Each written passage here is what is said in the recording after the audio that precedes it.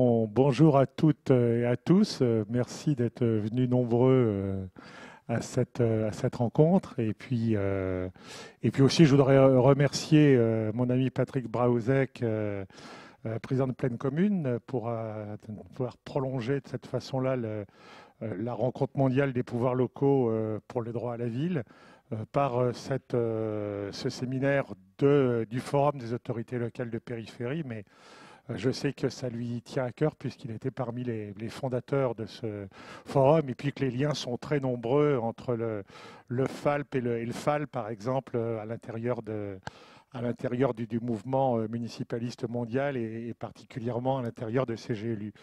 Donc, merci beaucoup pour cette organisation. Quelques mots peut-être de présentation. D'abord peut-être de nos invités. Antonio Carbona, qui est à côté de moi, qui vient de Santa Coloma de Gramenet, c'est dans la banlieue de Barcelone. Moussa Ndiaye, qui vient de Pikine, dans la banlieue de Dakar. Jairo Georges, qui vient de Canoas, dans la banlieue de Porto Alegre. Et Clara Brugada Molina, qui est l'ancien maire. Alors, je vais peut-être écorcher le nom de sa ville. En tous les cas, sachez que c'est dans la banlieue de Mexico et ça s'appelle Iztapalapa. Voilà. Donc, merci de participer à ce petit forum. Et puis, ma foi, vous dire que cette réunion est tout à fait complémentaire, je crois, au thème de ces premières rencontres des pouvoirs locaux pour le droit à la ville. C'est complètement complémentaire parce que je crois qu'on ne peut pas parler de droit dans les métropoles d'aujourd'hui sans parler des périphéries. Sans parler des banlieues, sans parler des villes qui se sont souvent développées avec des habitants qui sont même arrivés avant que la ville existe. C'est toute la question des favelas, toute la question des bidonvilles en France, toute la question de ces lieux qui se sont créés par attractivité autour des villes-centres et qui ont été de réels points d'entrée dans les métropoles. Donc, parler des métropoles aujourd'hui sans évoquer, et donc des droits dans les métropoles aujourd'hui sans évoquer les périphéries, à mon avis, c'est pas possible. Et donc, ce regard, on ne vit pas les périphéries de la même façon, de chez nous, les métropoles de la même façon, de chez nous ou du centre. Et donc, c'est tout à fait important que ce regard soit porté. Ensuite, je pense que dans ces rencontres, on a évoqué des thèmes comme le droit à la centralité. Alors le droit à la centralité aujourd'hui, sans aucun doute, ça se construit avec l'idée forte qui est le thème de notre séminaire de cet après-midi, la question de la polycentralité dans les métropoles.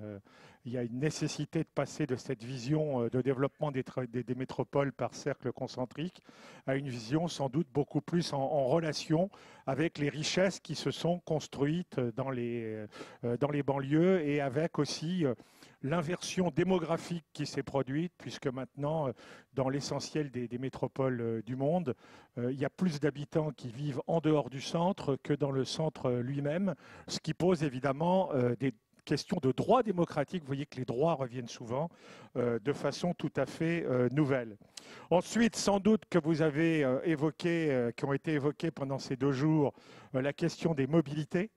Et évidemment, la question des mobilités se pose avec force, mais sans doute que dans les expériences qui vont vous être présentées, eh bien, la question donc de ce droit, parce que la centralité, c'est être un centre, mais c'est aussi le droit de l'accès au centre et la possibilité donc d'avoir des échanges et aussi des échanges entre périphéries, ce qui devient de plus en plus important dans les métropoles d'aujourd'hui. Enfin, je crois qu'il y a toute une question qui est la question du rapport au numérique, donc les droits nouveaux qui sont... alors j'entends souvent parler de fracture numérique, la question qui est autour de cela est une question fondamentale dans les métropoles. C'est toute la question des réseaux. Alors, les réseaux, le haut débit, qui maintenant structurent et qui font d'ailleurs que parfois, On a plus de facilité à parler du centre de Paris avec le centre de New York ou avec le centre de Porto Alegre que de parler entre Paris et sa banlieue ou entre Porto Alegre et sa banlieue. Donc, et alors, s'ajoute à ça évidemment toute la question des relations de périphérie à périphérie dans le monde. Donc, je crois beaucoup à cette question aussi du problème des réseaux, tant par leur infrastructure, c'est-à-dire les réseaux physiques, que par ce qu'ils peuvent porter comme réseau virtuel, comme possibilité de relations sociales et de travail en commun. Donc, toutes ces questions vous montrent vraiment la place qu'occupent les périphéries dans cette question des droits.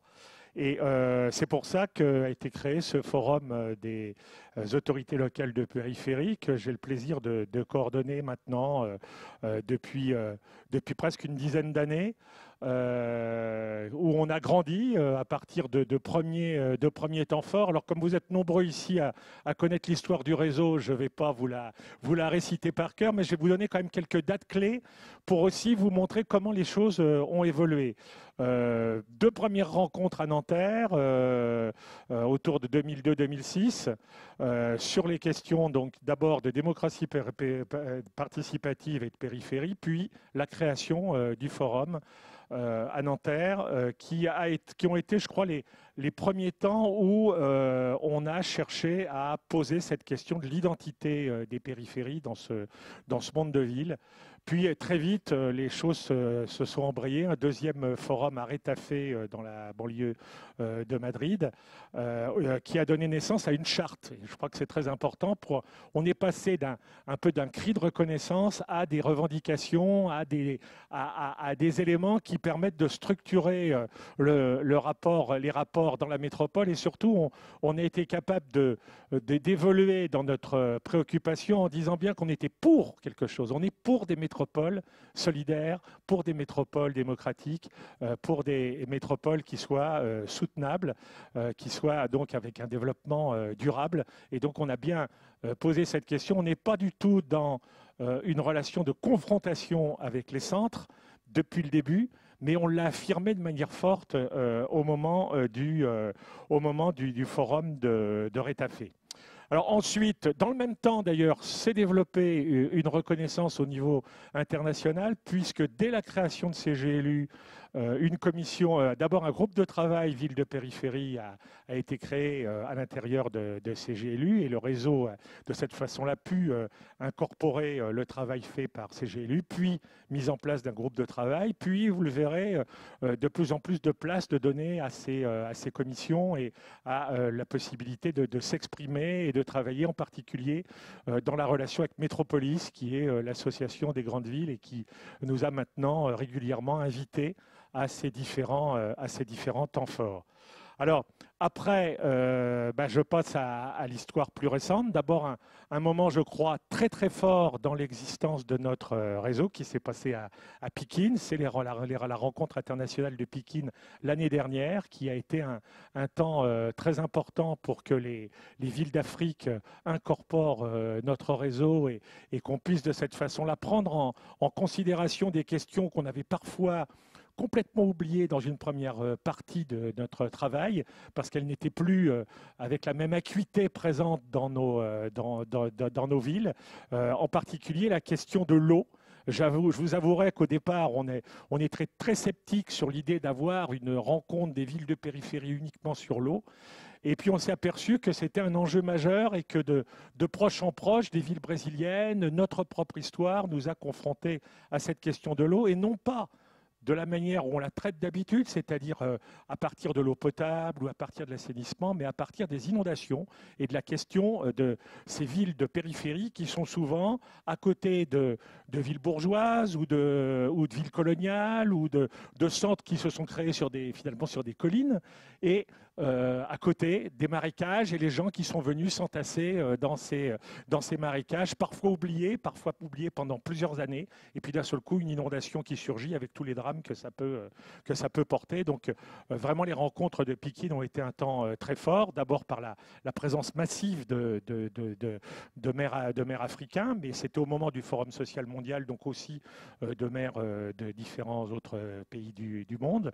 Et donc de cette rencontre a vraiment jailli des choses qui vont permettre, je crois, puisqu'on parle d'eau, d'irriguer les rencontres que nous aurons maintenant, donc le troisième forum qui va se tenir à Canoas et sur lequel je terminerai tout à l'heure. Alors après, dans la période très récente, les choses se sont encore accélérées. J'étais il y a 3 semaines à Buenos Aires dans le cadre de Mercositad. Un temps très fort a été créé puisqu'on a eu une réunion un peu dans le style de celle d'aujourd'hui, une réunion commune entre le FALP et Mercositad où 24 villes latino-américaines ont participé, une soixantaine de personnes. Un temps, je crois, très animé qui montre aussi comment les choses ont pu évoluer en Amérique latine.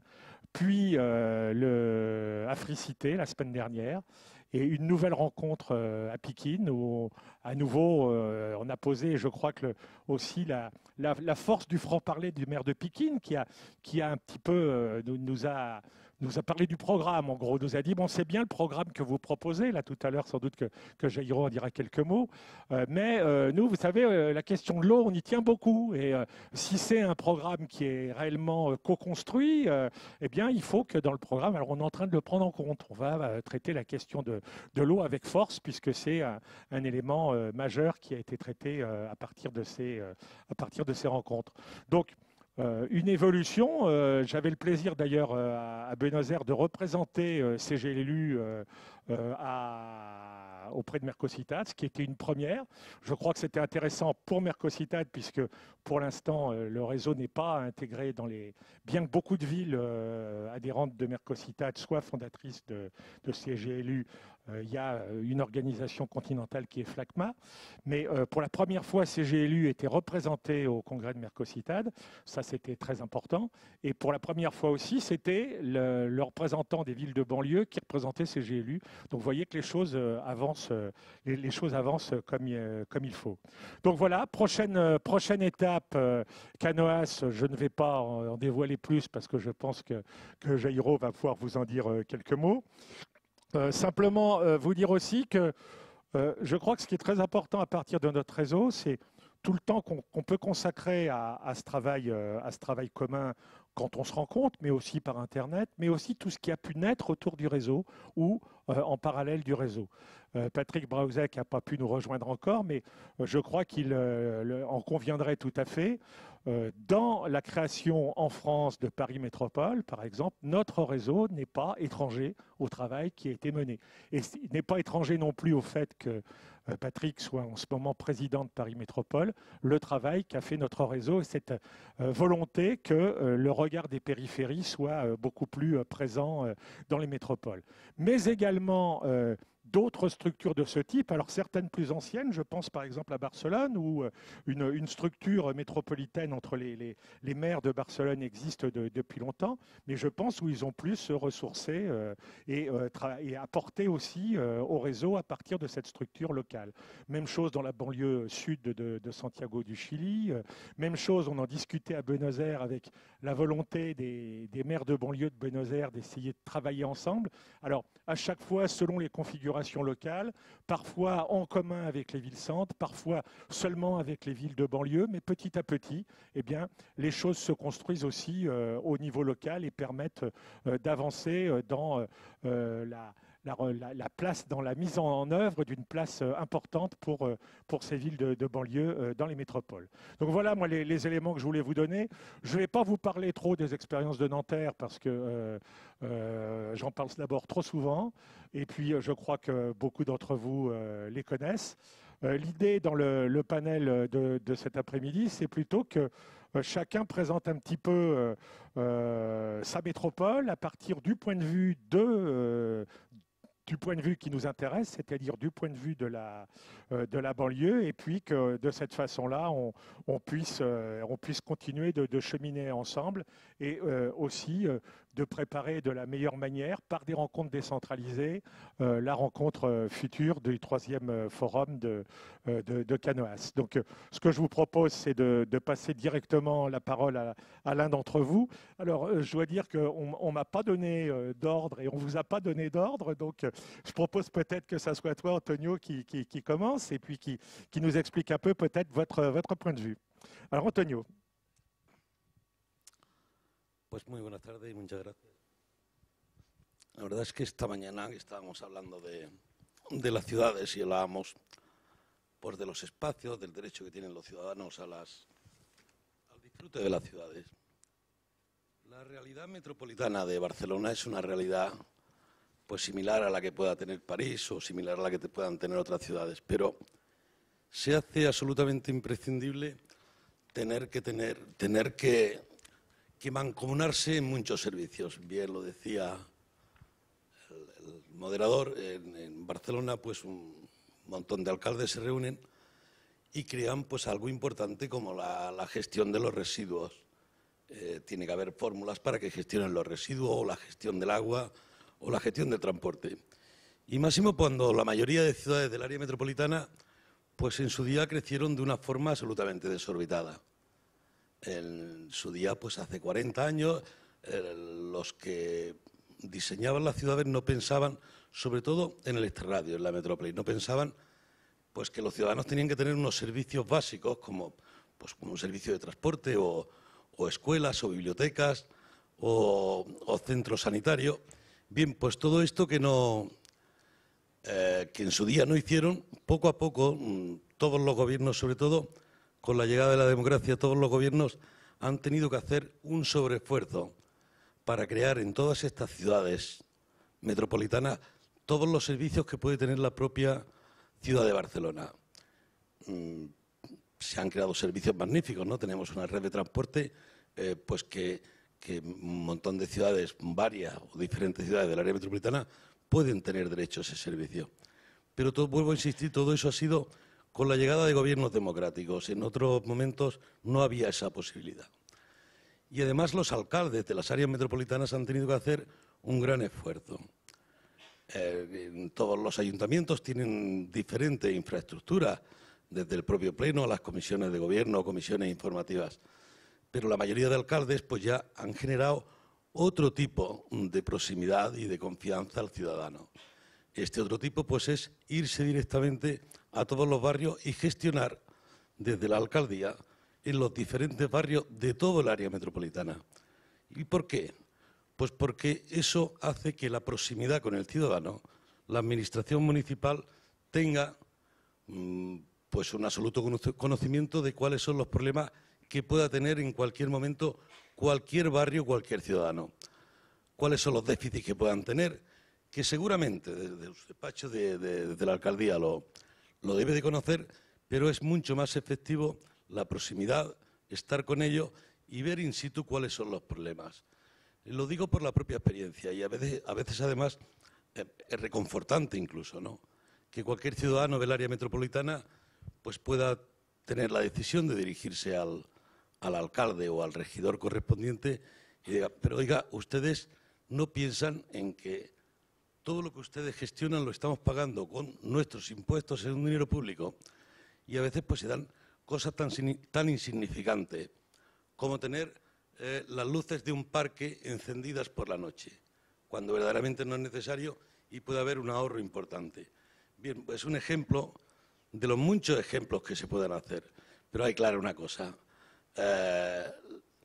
es absolutamente imprescindible estas reuniones en las grandes metrópolis, pero también es imprescindible que estas reuniones en las grandes metrópolis se hagan eco de las problemáticas que tienen algunas otras metrópolis, las que puedan tener en Brasil, en Kenia, en África, en diferentes países de Sudamérica, porque son problemáticas diferentes a las nuestras.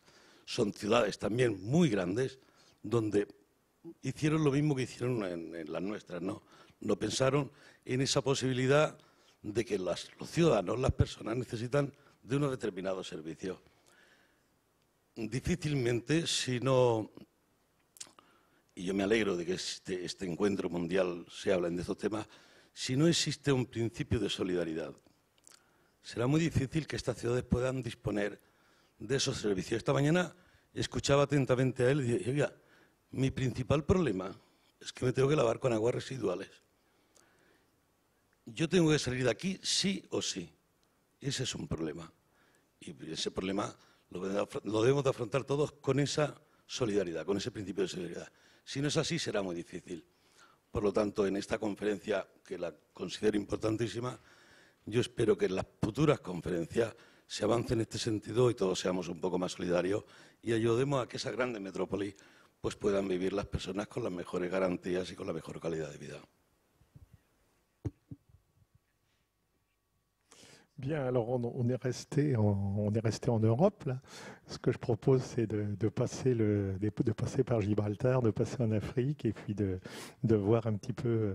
Vous avez déjà évoqué des choses ce matin, mais dans cet angle du travail sur le rapport à Dakar. Bon, évidemment, moi j'en reviens. J'ai vu par exemple les problèmes de transport qui sont posés, qui sont énormes, les migrations quotidiennes des habitants. Qui viennent s'ajouter aux questions qu'on a évoquées tout à l'heure sur l'eau.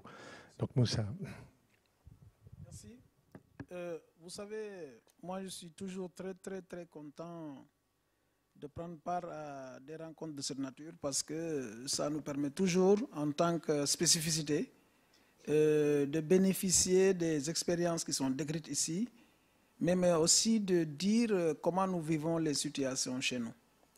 Cette table ronde va avoir le même intérêt que les autres pour moi. Par rapport à la question qui est posée, moi j'ai toujours envie à chaque fois de retourner le problème de manière à évoquer les difficultés liées aux inondations chez nous. Parce que, en fait, 90% des problèmes que nous vivons sont liés à ces situations-là au niveau de Pikine. Comme vient de le dire mon prédécesseur, vous savez, Pikine a été créé avec la volonté de l'État central d'aménager Dakar. C'est-à-dire qu'il y a beaucoup de quartiers de Pikine qui portent même les noms de vieux quartiers de Dakar, parce que simplement ce sont les populations qui étaient dans ces quartiers-là à Dakar qui sont venues s'implanter à Pikine. Les quartiers Ouahinan, etc. Beaucoup de quartiers de Dakar, de Pikine, portent le nom de vieux quartiers qui étaient au niveau de Dakar. Ça veut dire que Pikine a été constitué à partir de l'aménagement de Dakar. Alors, donc, c'est pourquoi aujourd'hui on ne s'étonne pas que seule une petite partie, une petite portion de Pikine bénéficie d'un réseau d'assainissement, d'une canalisation qui permet d'évacuer l'eau. C'est une toute petite portion. C'est pourquoi à chaque fois quand vous entendez parler des inondations, les communes d'arrondissement de Pikine Est, de Pikine Ouest et généralement disons de la périphérie de Guanaouraye ne sont pas concernées. Parce que là-bas, le système d'assainissement qui a été fait par le niveau central et a pu les bénéficier. Ce n'est pas le cas maintenant pour la grande majorité des communes de Pikine, qui constituent une périphérie de la périphérie. Parce que là-bas, il n'y a pas de système de canalisation. Et en plus, les forages de la région, de l'ancienne région du Cap-Vert, qui est devenue la région de Dakar, les forages de la SDE, de la société SDE, qui alimentaient la région de Dakar, ils ont été bloqués parce que l'alimentation de la région de Dakar, il provient du lac de Guiers au nord du Sénégal. Donc c'est une canalisation qui alimente la région de Dakar à partir du lac de Guiers. Alors, cela fait que les forages qui étaient en train de pomper la nappe qui est dans la région de Dakar ne les pompent plus. Cela a entraîné un soulèvement de la nappe qui a affleuré maintenant et à la moindre goutte d'eau de pluie, tout le sol est inondé parce qu'il n'y a pas de canalisation. Voilà la situation de Dakar. Alors, il y a un projet qui est pour l'instant porté par le niveau central, qui veut que ces anciens forages-là puissent être réutilisés de manière à pomper l'eau, mais